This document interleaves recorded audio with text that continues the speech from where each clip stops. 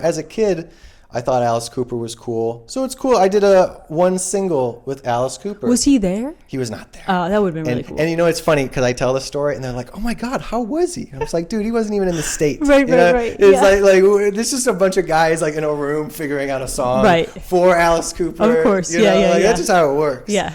So yeah, Alice Cooper, probably biggest recording credit. I played for a lot of guitarists, a lot of instrumental type guitarists, and that's been super cool because started out as a metal drummer, but I went to music school. Berklee College of Music, which is a whole, Just kidding. We'll talk about it, because there's a lot of feelings and opinions about not even music school, like music education, but the name of something like Berklee, and what people think about that and what it might be for you.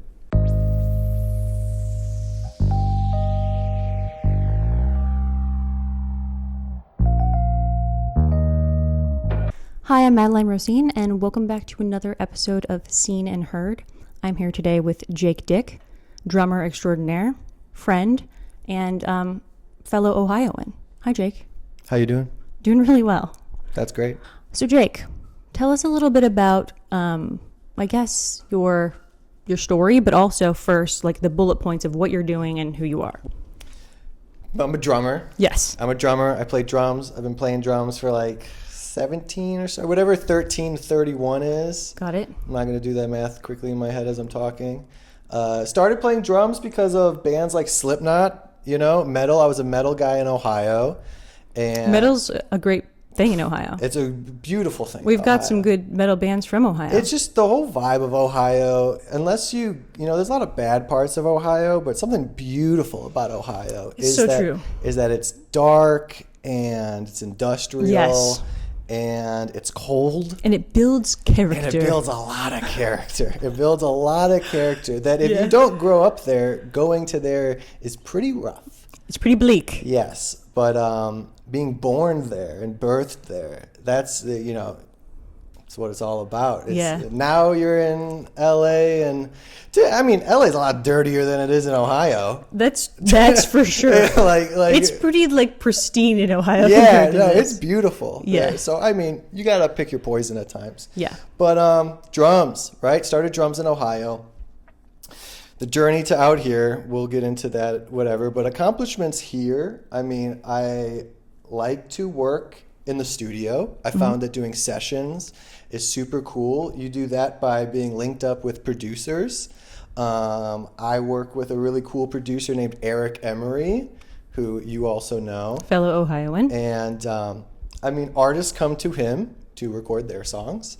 And if this producer thinks that real drums would be a good fit on the song, he calls me. Right. I come in, could be a pop gig, could be a rock gig, could be metal, could be whatever. It's not easy to be a session drummer. No, it's very underrated. I think people have no idea how hard that is. Just recording in the studio, I record and I replace drummers in bands because the drummer on stage, they sound good, but that's happening in real time. But you're just really so fast. Much better than they are. It's when you're under a microscope, right? Yeah. Basically, a microphone is like an audible microscope. Yeah. You can't get away with things. Yeah. Right? You need to hit that drum in the center perfectly. It needs to sound like a sample, but it's you doing it. Right. So working in the studio led a lot of random local LA artists, but the biggest one has been Alice Cooper. Amazing. Which is super cool because Alice Cooper to me is an original goth, and I'm a goth, so that means a lot to me. Yeah. He's like before the Marilyn Manson, Nine Inch Nails, Trent Reznor goth industrial era. Yeah. He was like 70s goth. Right. That's really cool. That is really cool. Also into I appreciate his theatrics of performance. Yes. He also had a boa constrictor. And goodness. I love snakes. Wow. So a lot of, as a kid, I thought Alice Cooper was cool. So it's cool. I did one single with Alice Cooper. Was he there? He was not there. Oh, that would have been really cool. And it's funny because I tell the story and they're like, oh my God, how was he? And I was like, dude, he wasn't even in the States. Right. It's like this is a bunch of guys like in a room figuring out a song for Alice Cooper. Of course. That's just how it works. Yeah. Alice Cooper, probably biggest recording credit. I played I played for a lot of guitarists, a lot of instrumental type guitarists, and that's been super cool because started out as a metal drummer, but I went to music school. Berklee College of Music, which is a whole. Just kidding. It's a whole. I mean, we'll talk about it. Yeah. You know, because there's a lot of feelings and opinions about not even music school, like music education, but the name of something like Berklee. Right. Yeah. And what people think about that and what it might be for you. Yeah, of course. And what do you think was the most valuable thing you took away from Berklee? I think a lot of it was networking. That's what I thought you were going to say. Like people that are in my life now or people that I like met in the cafeteria. Yeah. You know? Yeah. And like there's a lot of people that you meet at music school that like quit music immediately. Oh my God, yeah. You know, and you watch them like drop off year by year. Oh man. You know, but then you have conversations with someone who's been on the same kind of path as you. So I mean, other than Alice Cooper being a big recording credit, I've played live. So, I mean, I split my time between, I'm a hired gun drummer. I'm a hired gun. Yeah. Like, people ask me all the time, you know, when they find out I'm a musician, the first question is, are you in a band? It's so goofy to me. Right. Yeah, it is. It feels very high school. It does. It's very basic. Yeah. And, you know, it would be super cool if, like, I was in some one band, it was my band, I made money off it, then that could happen. Who was your idol growing up as a drummer? Joey Jordison. Okay, I don't know. That's Slipknot's original guy. Oh, wait, yeah, I do know that name. Yeah, he's dead. He died like a few years ago, Oh, wow. and they have different guys now. Yeah.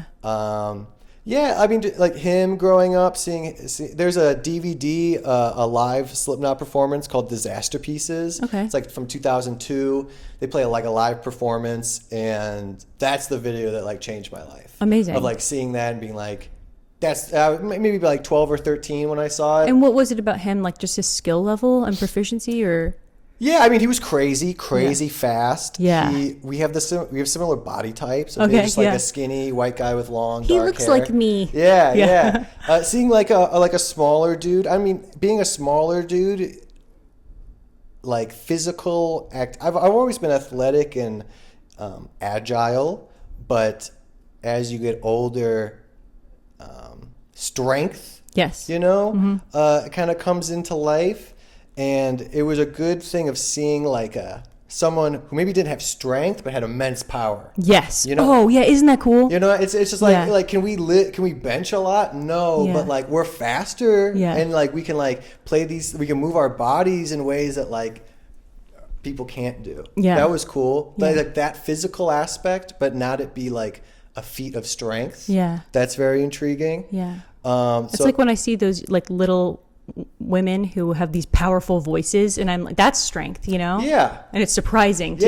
Yeah. Power and strength, you know, can come from different things. Yeah, It's not, totally. It's not muscle. Yeah.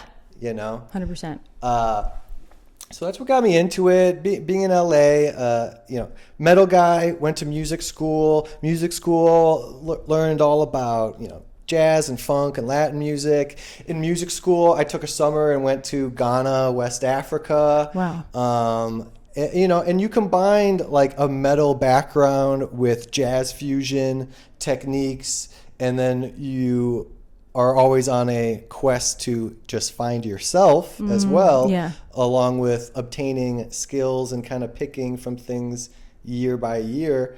You develop your own voice, right? And I feel like my voice has catered to a lot of instrumental guitarists.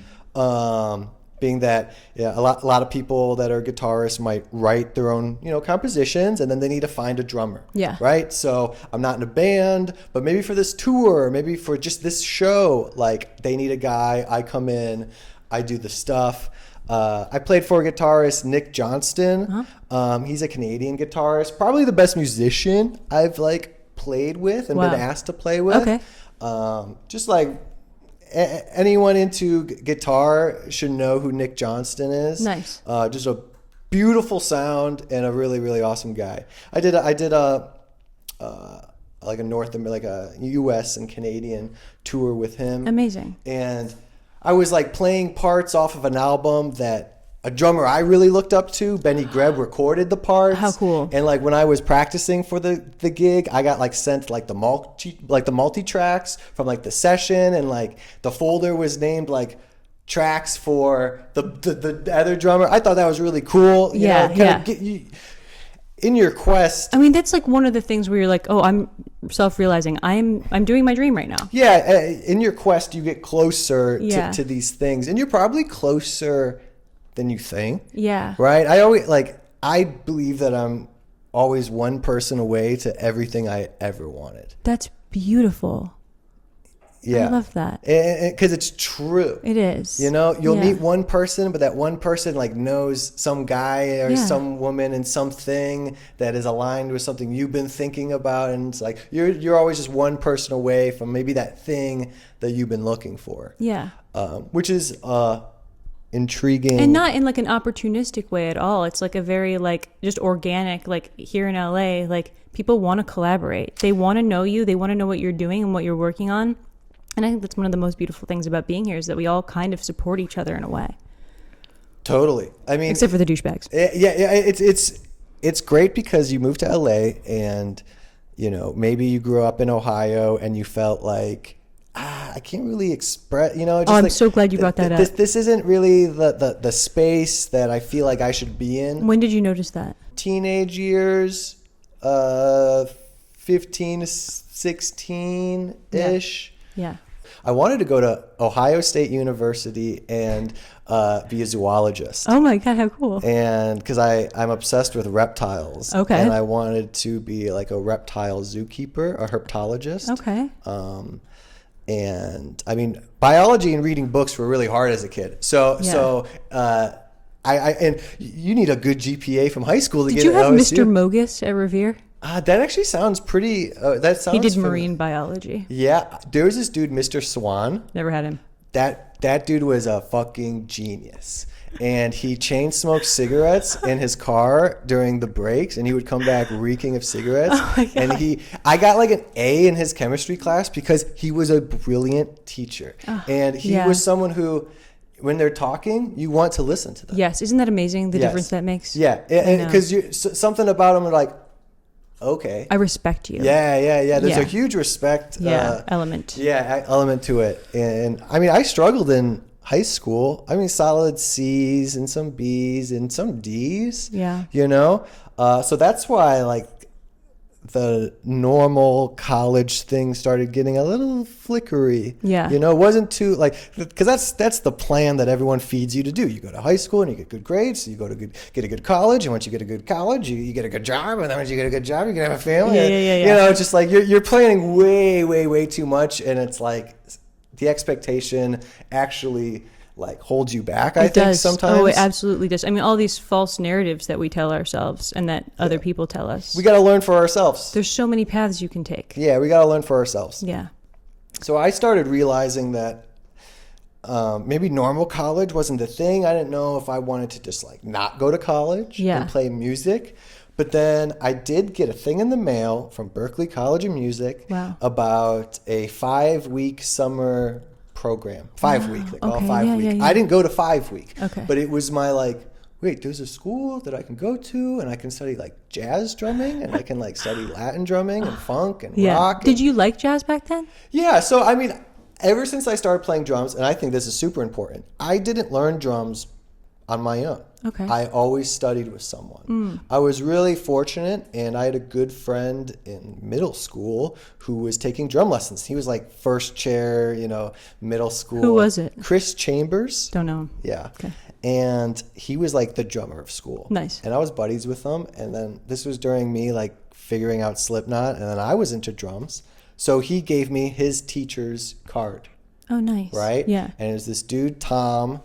And I still talk to, like, Tom is now in his like late 70s. Yeah. And like I love him to death, and I like respect the hell. He's such a mentor for me. What a special relationship that can be. So special. Yeah. So special. And now me being a teacher, that's why I take my students very seriously, because I look at these 11-year-old kids and I'm like, yeah, you're probably you probably don't care about me, but I might, like, for one of these kids, I might completely change their life. 100%. And I won't really know that at the time. Maybe they won't really know that at the time. Sure. But it's important to me because I have that in my life. Yes. You know, so I can see it happening. So I always studied with a teacher, and you know, I learned how to read. I learned how to play snare drum. I learned the rudiments, which is just like if you play any other instrument learning, you got to learn your scales, you got to learn your chords, you got to learn your modes. You got to know that stuff. And because to me, it's all a vocabulary and a language. It's easy to say music is a language, but when you actually think about it, you know, like we need to know letters to make words, to make sentences and phrases and punctuations and how we say those kind of things. And I always like to, you know, people will, first off, I'll say you don't need an education in music to be a good musician or to be creative. Right. I think it's a pretty damn good tool. Absolutely. Because I always like to say, you know, we're talking right now. We're speaking English.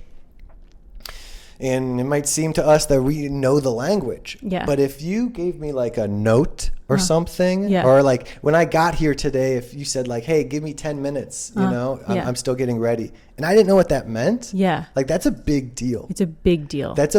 Communication is a big deal. So being able to communicate within a language is very important. 100%. And if you don't know those things, you just have to you're just like running with weights on your back.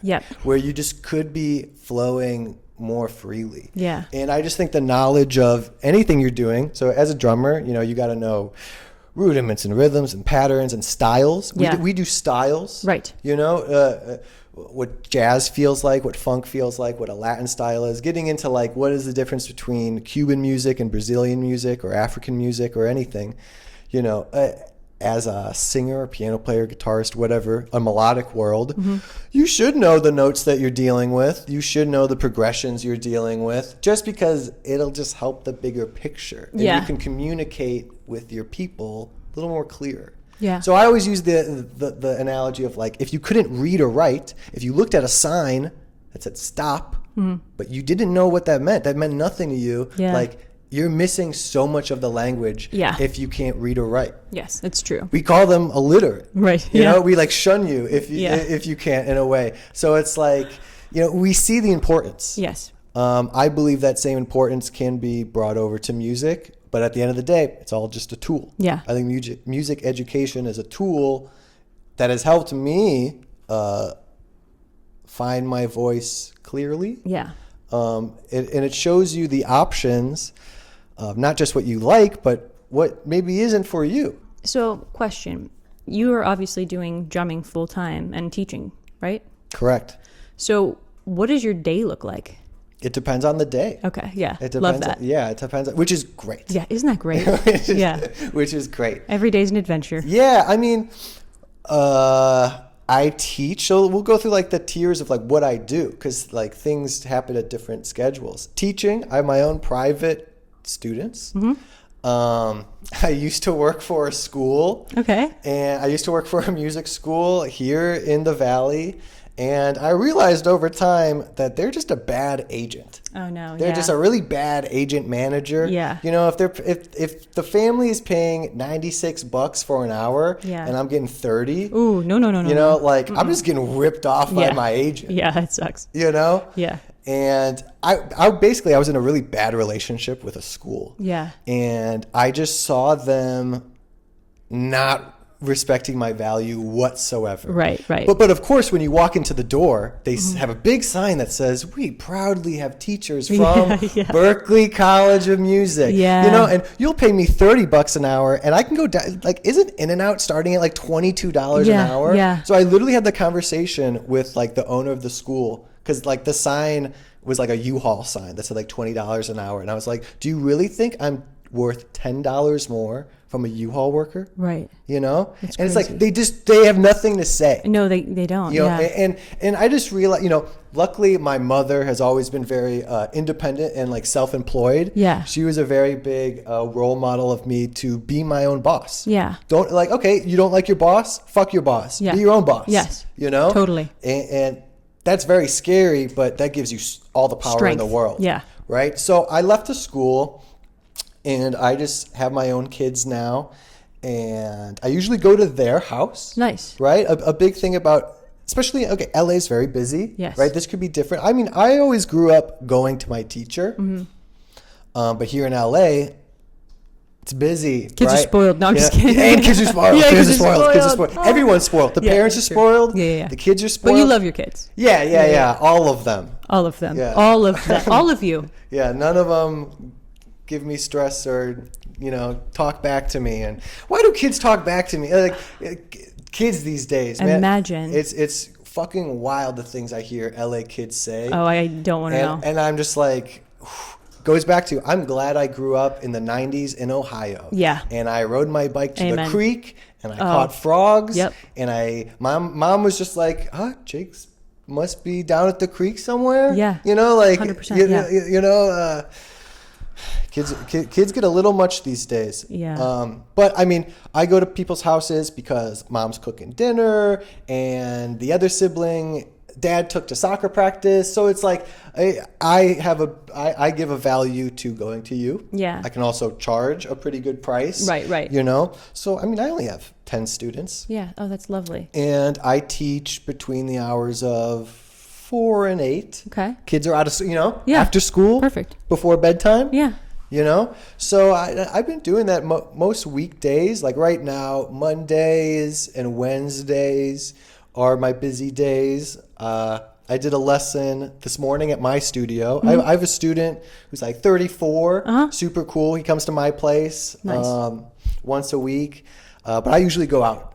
And so, I mean, weekdays, I pride myself in I don't really have anything planned mornings and afternoons. Right. I'm open every weekday, mornings and afternoons. Lovely. Yeah. Pretty much. Yeah. I start work around 4 o'clock. Sometimes my sessions are at 2 o'clock, right? Yeah, I'll do yeah. like a 2 to 4 session or something. And I mean, gigs come on the weekends and those can be long events. Yes. And so can recording sessions too, right? Yeah. Sometimes. I've learned that recording sessions for me are Well, you can get in and out. 10 times easier than Yeah. any other gig. Yeah. They pay about the same. Yeah. I don't need to haul gear because the producers want to record on their gear. They want it Right. all set up. Yeah. I usually come in, play the song a few times, walk away. Done. And instead of showing up for a sound check, that's 4 hours. 4 hours. That's like quick before the gig, Yeah. Like it can be 8 hours before Oh, the yeah. gig. It happens. And then you realize that you just did a whole day's of work for $250, and you're like, well, I could have made that $250 in 2 hours. Yeah, that I've spent here like twiddling my thumbs. Exactly. Yeah, crazy. So I spread my time between teaching during the week, my own private students, doing weekend gigs, weekday gigs. Sometimes, like yours was a Yeah, Tuesday or right, something. yeah. Like those pop up. So just sessions here and there. My teaching is kind of my weekly. That's my day job now. Yeah, It's yeah. like I've created that to be my day job of Fantastic. like, those are my kids. I go to their house, but then like, okay, this month is this gig. This week is this gig. Yeah. Right? The kid's schedule is a consistent weekly thing, and then gigs and sessions come randomly week to week, month to month. Like, I mean, I'll play with different artists every single month. Yeah. You last month, other people this month, and who knows the next time we'll play. Right, I don't know. Yeah. So I'll do one gig for someone, and then cool. I'll just kind of hope that I'm in their world and in their head for the next time that they called me. And I'm sure that you are, because every time we play together, everybody always mentions the drums. I appreciate that. Yeah. I should have told you that.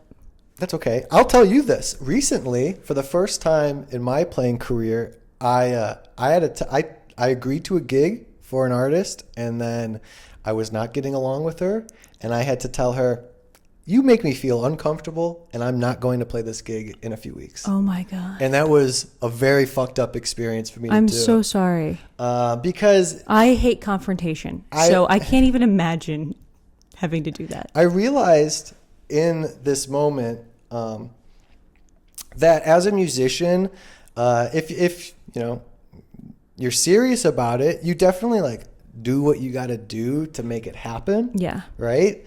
because you're told your whole life, like, this isn't going to be easy, and it's not easy. No, it's not. And they're right. It's not going to be easy, and it isn't easy.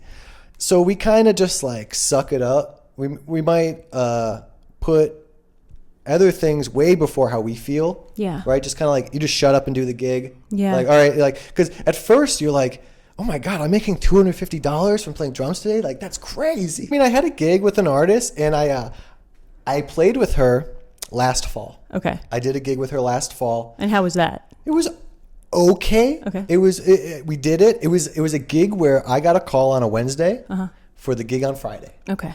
Wow. Right? So quick turnaround. And that goes back to like my hired gun occupation. It's You like, can do it. Yeah, bam. Just like 10 songs, I'll learn them tonight. We'll rehearse tomorrow. We'll play the next day. Headlining show, cool. I had to do a lot of work for the gig. Is she a big name? No. No. Okay. I mean, does she have a pretty good draw? She's just a middle local artist. Okay, okay, yeah. You know, she's very talented. Okay, she's a that's very cool. good singer. Yeah. She's a very good singer. Yeah, and it was just like, I don't appreciate coming to a rehearsal after I just like crammed 10 songs in 3 hours.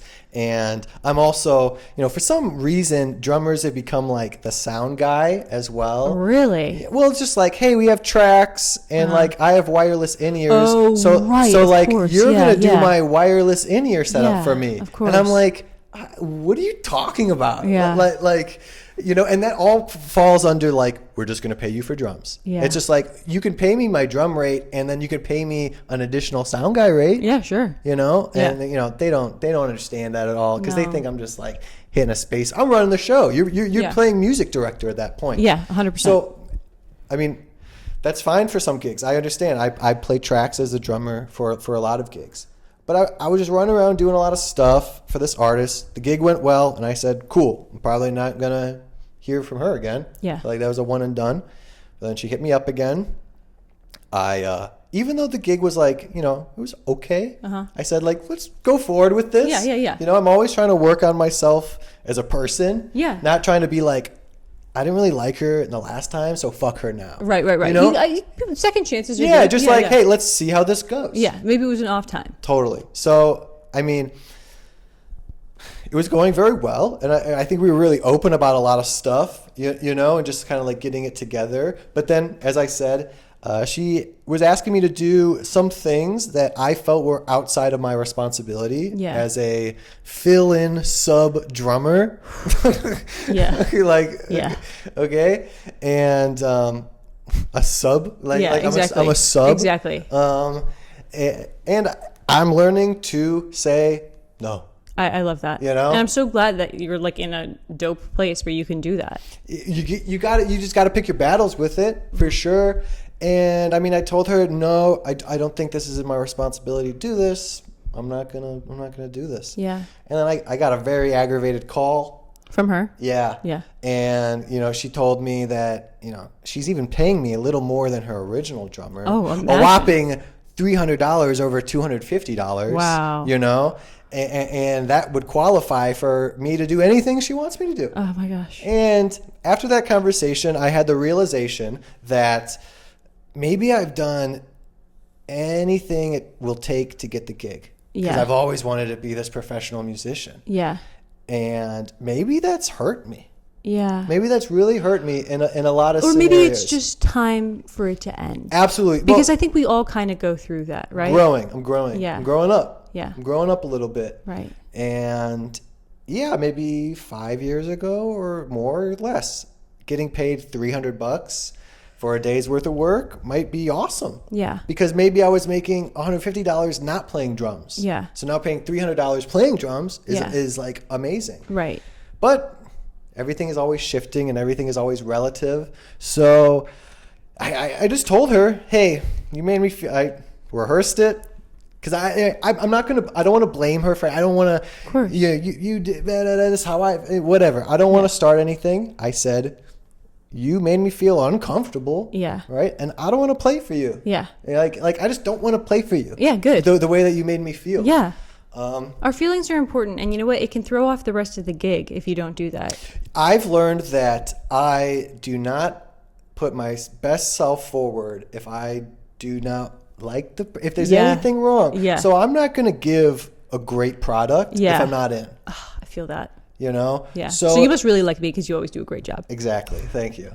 No, you're a easy person to talk to and deal with. Thank you. It helps that we're both from Ohio. It does. You know, I think that we'll just come back to that and be like, well, we're from Ridgefield. So. Yeah. We've suffered. Yeah.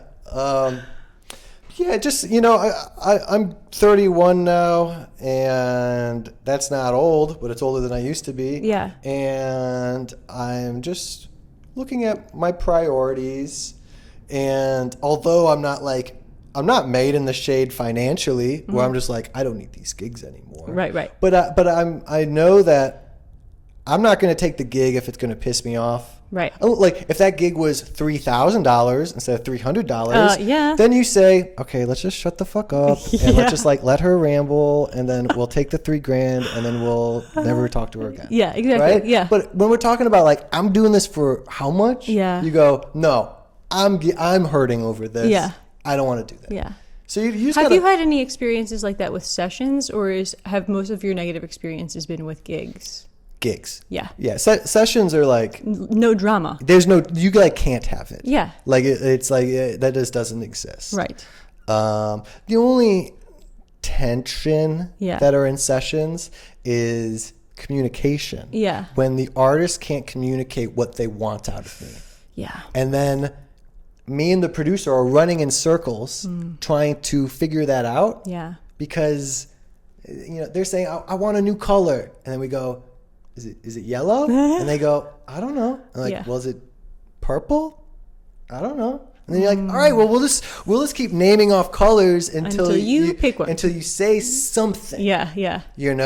So I mean, most of the time I go into sessions, I start playing parts, and they're usually pretty pumped. Yeah. And they might say hey, do a little fill from this to this, or hey, maybe less kick pad, maybe less bass drum in the whatever, simple things that I go, cool. Another thing, I go into sessions almost rehearsed, but not that rehearsed, right? Because it's going to change. Yes. Right. Smart. So I mean, I think it's really goofy. I find it funny. Guitarists are guilty of this. Yeah. Guitarists are so guilty of memorizing solos. Over-preparing, yeah. And it's this is the solo that I play. Right? And then all of a sudden, if you have to change the key, they go, I can't play this anymore. And it's just dude, what are you doing? Just learn how to play, learn how to talk. Yeah. I'll say this all the time. It's not like this is a speech that we memorize and are reciting. Yeah. It's a lot easier because we're just talking. Right. Yeah. It's a lot easier to do that. You handcuff yourself by expecting something, right? By being this is what I'm doing, right? If I have a session and I need to write some parts, I had a session for a guitarist, and he wrote a lot of complicated parts, which is cool. Yeah. And sometimes I don't get any material from it. I'll literally just get a demo thing, and I'll listen to it, and I'll be cool. And I'll replace any demo drums that are on the track. But sometimes if it's more complicated, they'll give me a drumless track, and then maybe a chart or something. Okay. Just a little bit more detail. And this one guitarist wrote some crazy stuff. Time signature changes. Cool. With if a guitarist programs drums, they're probably a little wonky. Yeah. They're famous for that. Right. They just program stuff that kind of makes sense but doesn't make sense, and then you have to decipher it and kind of turn it into what your hands can actually do. Yeah. And I learned these really complicated parts that were cool, pretty sophisticated, complicated parts. And as soon as I started playing them in the session, he was just this is way too much. Oh my god. He was this is way too complicated. Oh. And I was just yeah, dude, that's exactly how I felt when I heard this. That's what you gave me. Yeah, this is exactly what you gave me. And I spent a lot of time rehearsing these extremely complicated parts. Yeah. Right? And then we have to decipher that he wants something extremely simple. Yeah. And then we end up doing something extremely simple. Right. Right? I think talking to other musicians need to be more open about how much money they make. Yes. That's something that I'm trying to dissolve. Yeah. On gigs with people, I'll talk about like how much money are you making for this gig. Yeah. You know, Yeah. because you all realize Yeah. that someone's making $90, someone's making $100, Yeah. someone's making $200. Yeah. And then you all look at the person who's paying them. What the and hell? Yeah. Yeah.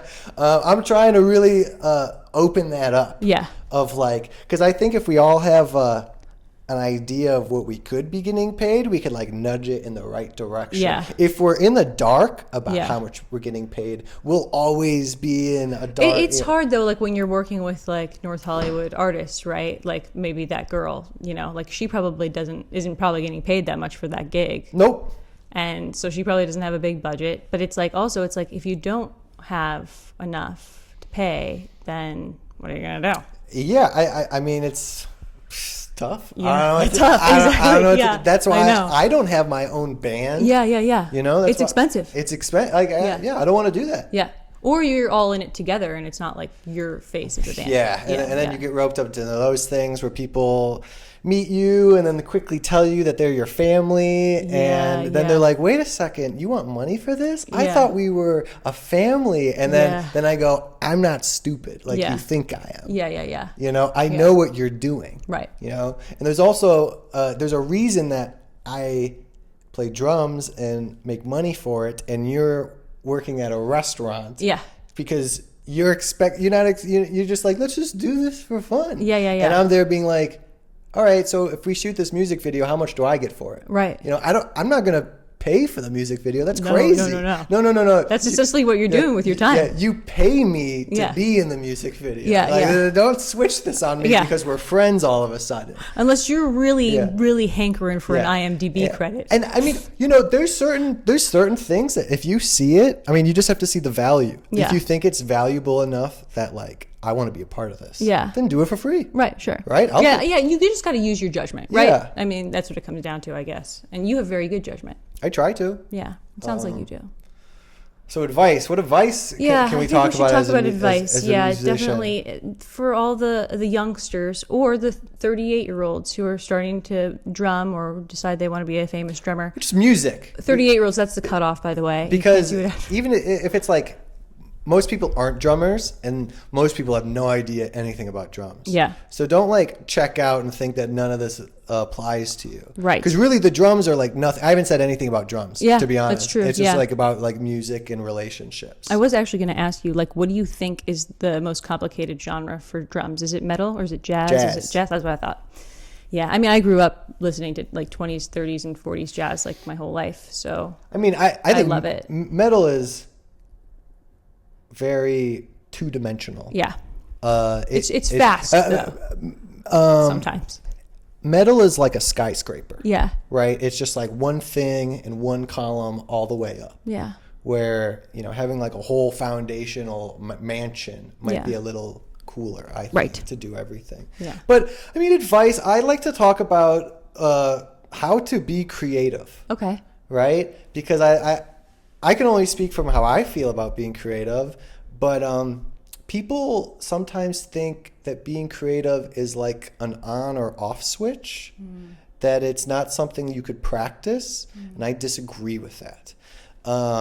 People think that you either like are creative or not creative. is that person a creative? I hear people say that. And Yeah, that's and so I weird to mean, me. of course, some people, you know, end up being, you know, a boring job and they're fine with that, and some people want to do something and want to create. I understand that there's differences, but if you are an artist of any type, I think being creative is something you can practice. Yes. And it's almost the same as like fitness, you know? I don't like to work out, but I have been a lot more recently. And the more you do it, the easier it is and the better you are at doing it. And it's just like, I mean, getting the ball rolling is really hard. Yeah. But once it's rolling, right, it can pick up speed much easier. Yeah. So I find practicing being creative is important. Now, what the hell does that mean?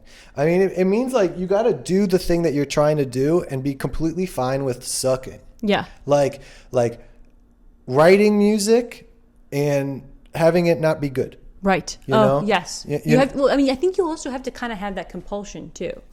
to like, I'm always wanting to write lyrics. Yeah, you just got to do it. You just got to do it. You just got to do it. And if you have a moment during your day where you're working on something else, but you feel like the bug, do it. Yeah, and it's like, you're not going to know that day, like, fuck, it's going to be a good one. Yeah. But like, it might be. It might be. But it might be. You got to take that chance. Yeah, and you don't really get there unless you're like getting at it. Yeah. Right? You got to like keep working at it.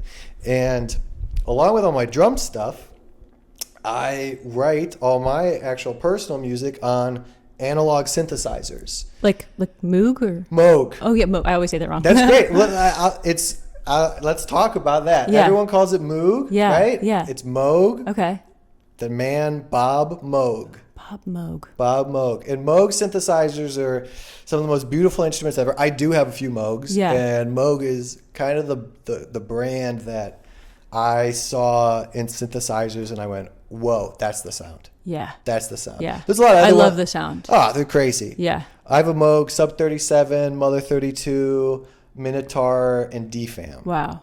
4 different ones. Oh my God. So you're like a collector. Yeah. I have a whole like DAW-less synth wall of like, I have a Prophet Rev 2. Okay. Like the Prophet 5 is a super, super famous analog synthesizer. My drum machines, I like programming drum machines like the 808 or Lin Drum. Yeah.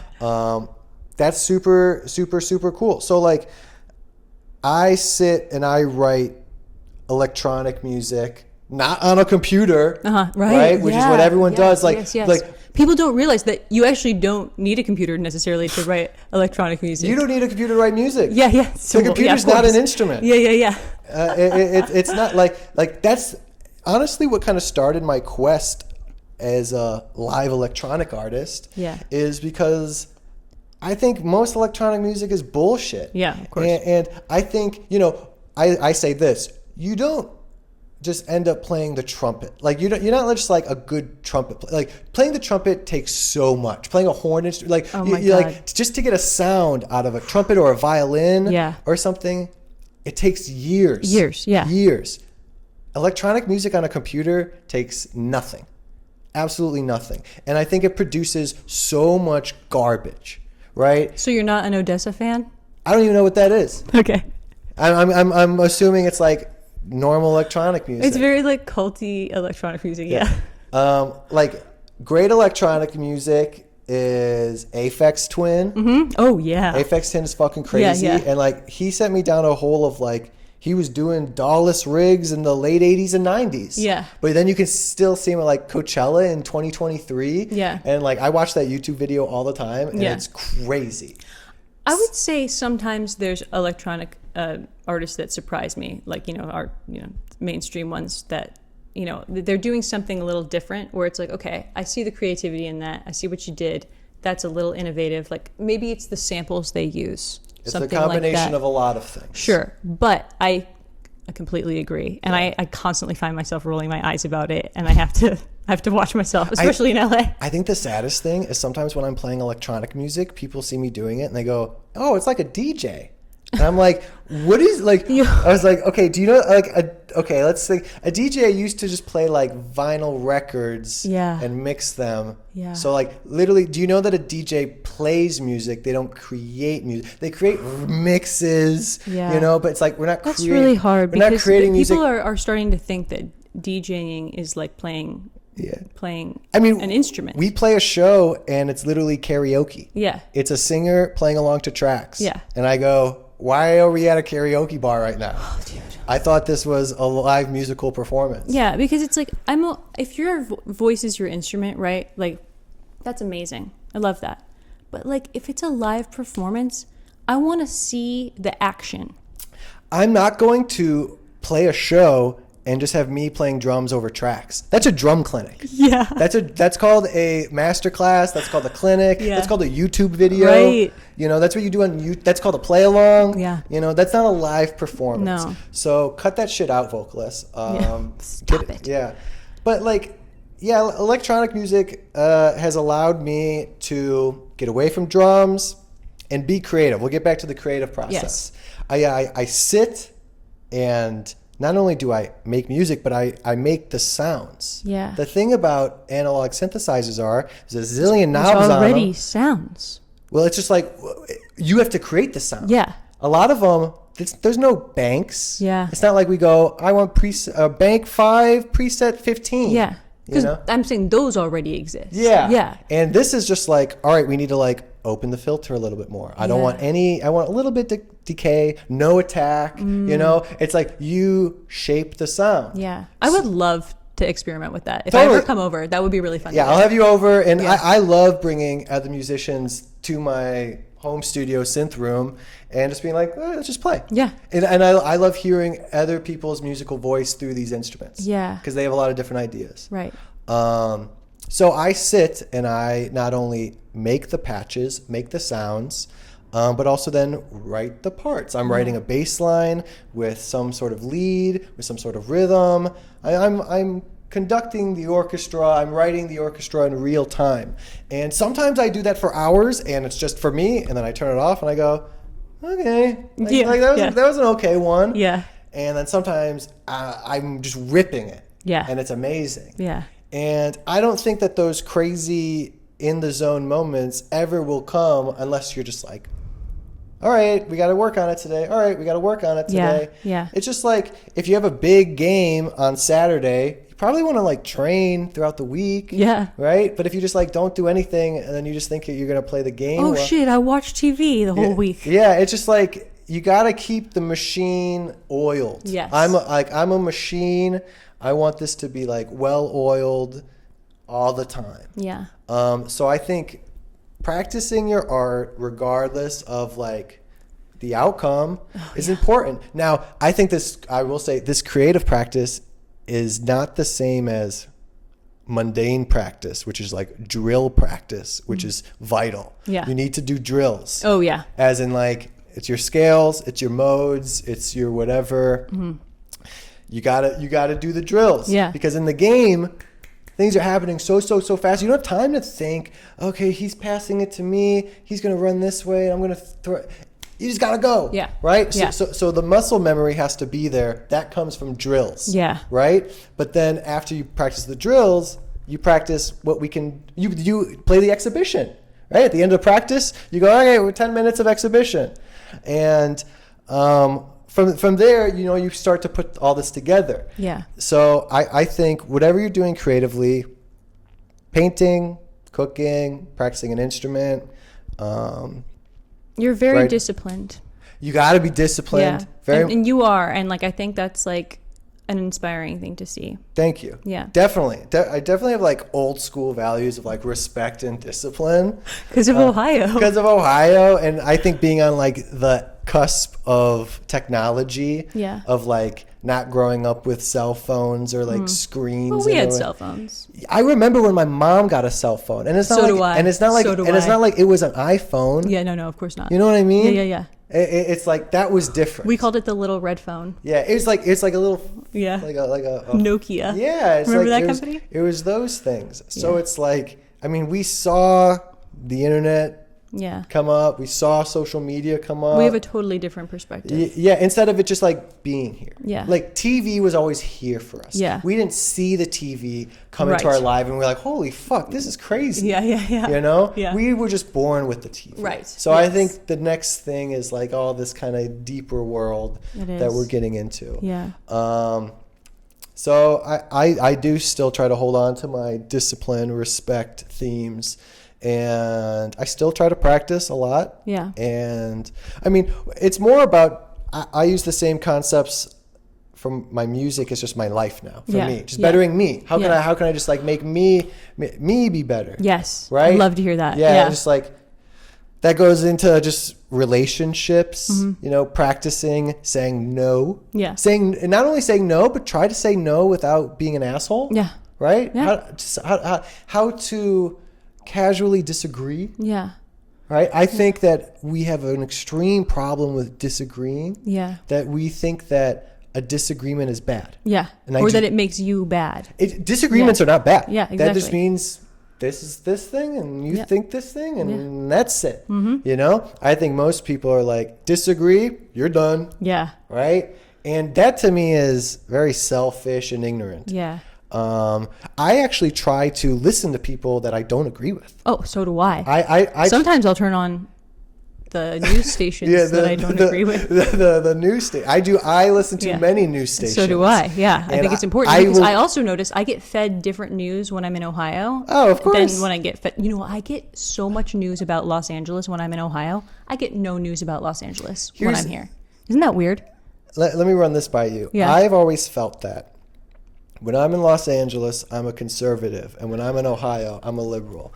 And then wherever I am, I'm just like I am a bit of a contrarian myself. I'm always just like, not just to agree with you or anything. What's going on? I am. It's just like whenever I'm here, people look at me and they're like, "Whoa! Like, why would you say that?" And then when I go home, they're like, "Whoa! Why would you say that?" And I'm like, I don't know where I fit in, guys. I know. Like, I don't really funny. I don't know how to appease either side. Yeah, I know. It's crazy. I live in the middle. Yeah. Yeah, and we did live in the middle.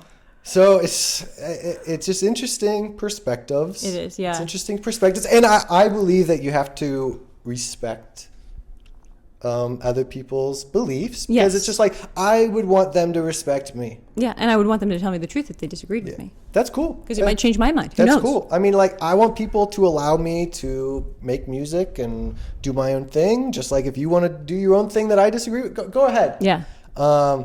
I try to not dip my fingers into other people's lives and feelings and be judgy. Right. Sure. I mean, I think there's a lot of like adult cliques. Yeah. Just like in high school, it's just like, oh, we believe this, you don't believe this. And it's almost like the cliques are saying like, it's like the clique. You're trying to go for like freedom, and everyone is great, and we can all work as a society. But as you're doing that, you're like boxing everybody up. Yeah, sometimes. So I'm just kind of like, okay, guys, interesting. Yeah. Life stuff, right? Yeah, absolutely. Politics, but yes, I like to look at both sides. Yeah. I love to hear this viewpoint and then hear this viewpoint, and I go, I like this and that. I did not like that, right? And then like I did not like this, but I kind of liked that, right? Sure, there's a negative truth in there for you, and then you could just be like, I think this for me. Yeah. Yeah, we can't just take what we're fed, like especially like as children and growing up, because we have to make our own values. Even now at 31, I'm still making my values. Every day I'm reassessing where I am and what I should be doing, and let's go from there, and not trying to worry too much about the past or future.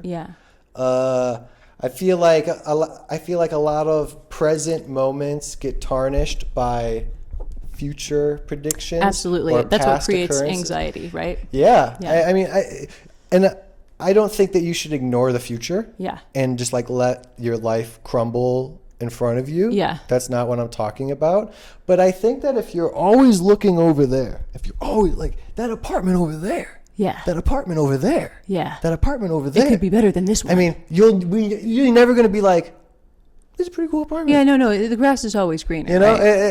So it's like you just gotta tell yourself like, you're gonna get time is moving forward. You're gonna be progressing, but like, take a second and make sure that you're like enjoying it right now. But speaking of progressing, what is happening for you next? Anything coming up that you're looking forward to? It doesn't have to be anything big, just something. Some cool shows. I mean, what's the coolest venue you've played at? Ever? Sure, yeah. Oh, there've been a lot of good ones, huh? I think of like some beautiful theaters. Okay. Yeah, like what? The Regency Ballroom. Okay. It's in San Francisco. The what is it called? I've heard of the Regency Ballroom. The Mayan here. Okay, yeah. Is a cool theater. I think of Peabody's. I think of Peabody's all the time. Rest in peace. Yeah, I miss the place I grew up playing shows. Yeah, same. Dingy Metal Club in Cleveland. Yeah. That's really cool. It's just crazy. Like, what if we were there the same night once? Probably were. Probably. Crazy. I mean, my favorite playing in a field in Africa Oh shit! Yeah, that's dope. Yeah. Just like outside, Yeah. playing like African drums with a bunch of African dudes. Yeah. Like that's crazy. Yeah. I honestly, I can't say that I've played Wembley Stadium or, Right. or the Forum or Yeah. Red Rocks or. What about the Agora? I have not played the Agora. That's a cool venue. Beautiful theater. Yeah, that Beautiful is cool. theater. Yeah. You know what's Played your... Severance Hall once. That's oh god, I love Severance Hall. Yeah. The boxes seats up there, Yeah. like just looking Beautiful. so beautiful, gorgeous theater. I think my all-time favorite venue actually is Blossom, which Blossom. like I like the Bull, but like I actually like Blossom better. I don't like the Bull. Really? Yeah. There's something for me about outside shows that I can't do. Oh, really? Yeah. So you don't like Blossom? No. But you went to see Nine Inch Nails there, didn't you? Because I love Nine Inch Nails. Okay. Trent outweighed Blossom. Got you. Yeah, I feel that. It's just the concept of sound that Yeah. has nowhere to like It's true. come back. It just like Yeah, goes. It's gone. Yeah. And then it's just like it's gone. So wait, I was asking you what you have coming up that you were. Yeah, what do I have coming up? This month is busy with gigs. At the end of the month, I'm playing with a super cool artist named Scro. SCRO. Cool. And he's a dude who sings and plays guitar, and his music is kind of like screamo, electronic breakcore. Whoa. With like, it's a very good fusion of like some heavier things, but also kind of like electronic-y things. Okay. I think that's very cool. That's on like the 28th at the Moroccan Lounge, Okay. which is like a small little venue. Yeah, I've heard of it. Today I just booked a gig on the 31st somewhere downtown for me playing live electronics. Okay. Wow. I not only do it myself, but I'm in a like a synthesizer duo. Oh, where who's me and my buddy Vincenzo. He's just a buddy of mine. Works at the music library department at Warner Brothers. Cool. And we make music a lot together. We make a lot of electronic music together. We have a project called Vinjak. Okay. Vinjak. That's both of our names. Cool. And we actually have 3 releases out. Oh my god, I can't believe I haven't heard it. Yeah, check it out. We just released one last Friday. Okay.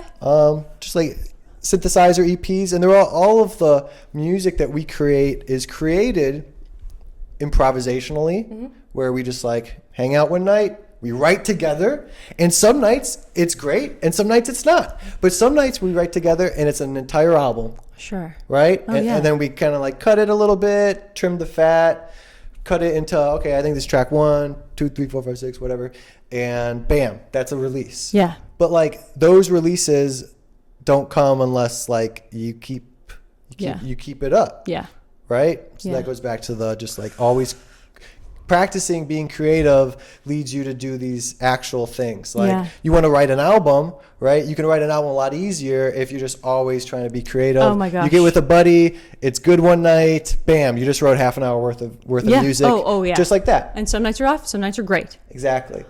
So where can people follow Vinjak and where can they follow you? So Jake Dick Drums, that's my personal Instagram, and that's basically like the website. Perfect. And that's literally like anything you could ever see me do. And then also Vinjak is just another Instagram, and that's how Spotify Vinjak. 3 releases. You could also just Spotify my name is Jake Dick, and there's 1 release under there. Nice. I just wrote 20 minutes of my next release that I'm now like showing to close friends. Okay. With very good responses. So now I'm going. I think of it. I listen to vinyls. Okay, yeah. Every day. Yeah. I've been trying. I've always wanted a record player setup. Okay, yeah. And it's changed the way I feel about music. Yeah.